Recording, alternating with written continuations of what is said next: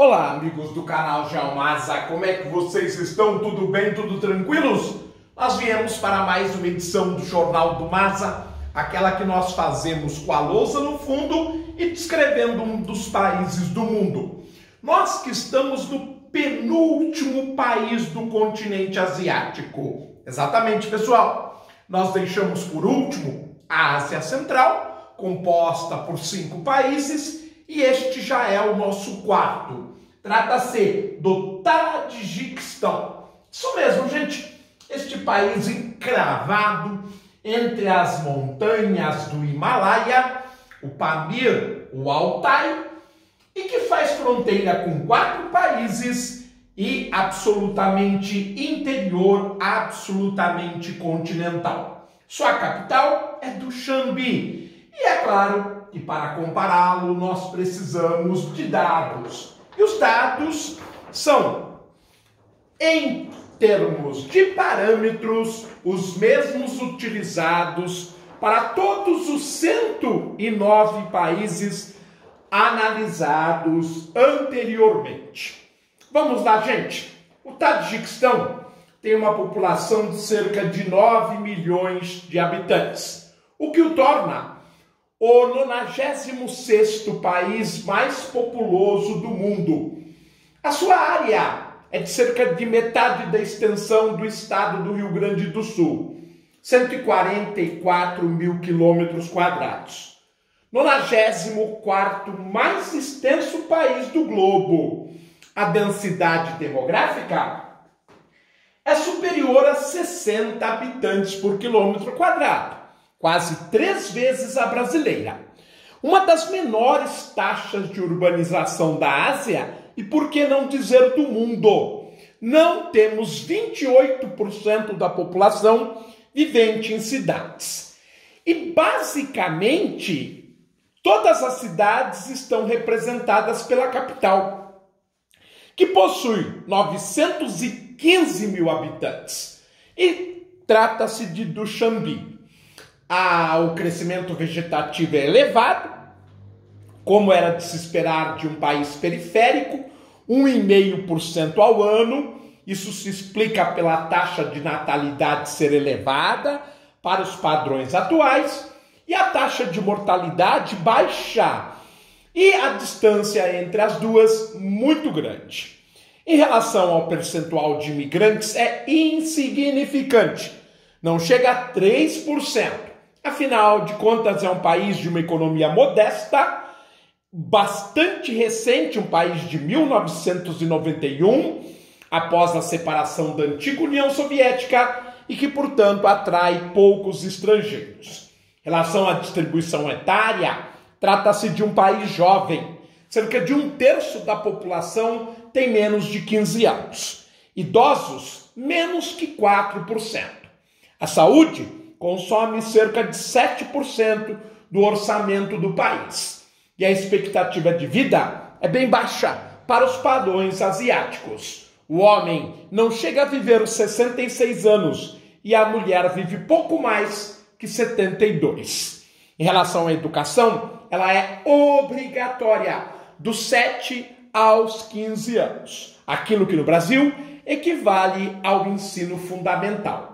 A taxa de analfabetismo, herança da época soviética, é uma das menores do planeta, 0,2%. O governo é uma república presidencialista, mas é claro do estilo da Ásia Central, praticamente uma ditadura, já que o chefe de Estado, o presidente Emomali Rahmon, ele está no poder desde 1994. Já o chefe de governo, o primeiro-ministro, é mais recente. Ele assumiu o poder em 2013. Mesmo assim, já são 8 anos comandando o país. Primeiro-ministro, Koir Rasulzoda.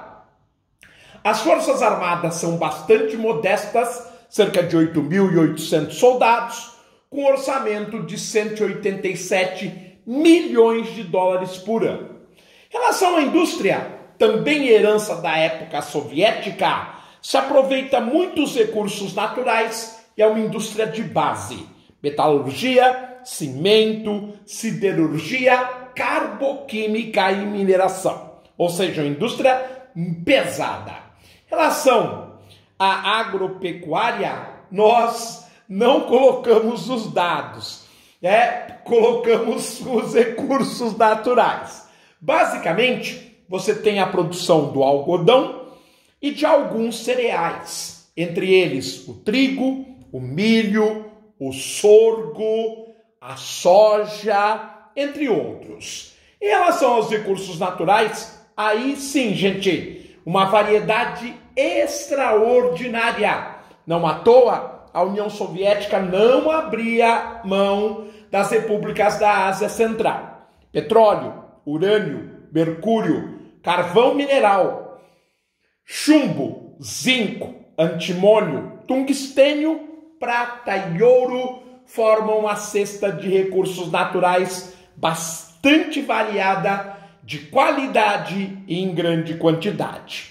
A água também, por ser uma região bem continental e desértica em muitos pontos, além de várias montanhas, várias cordilheiras, nós temos 2.450 metros cúbicos por habitante, mais do que suficiente. As reservas de petróleo são modestas, cerca de 12 milhões de barris. A eletricidade, 18 terawatts-hora. A população economicamente ativa reflete o fato do país ser muito ruralizado. 44% da população trabalhadora encontra-se no setor primário, um dos maiores índices do mundo, o maior fora do continente africano. O setor industrial é modesto, apesar da base industrial pesada, 16%. E o setor de serviços emprega 40%. Mesmo assim, o país tem um problema muito sério com desemprego, uma das mais altas taxas do mundo, 11%. O turismo é insignificante, movimentando 14 milhões de dólares por ano. O orçamento do país é modesto, 2,4 bilhões de dólares, cerca de 7% do produto interno bruto, e a inflação é de média para alta, atualmente em 6% ao ano. Em relação às finanças, a moeda é própria, com destaque então para o seu nome, Somone. O Somone, artificialmente desvalorizado, mesmo assim a balança comercial é altamente deficitária. Cerca de 10 somones e 28 centavos para comprar um dólar.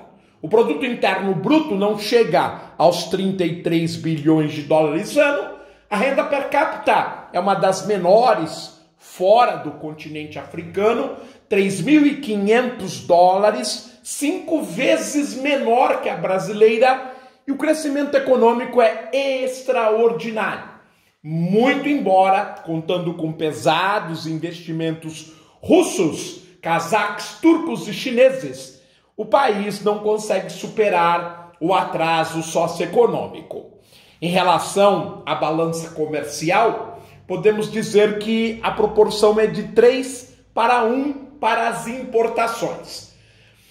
As importações estão na casa dos 2,5 bilhões de dólares. As exportações não chegam aos 900 milhões de dólares.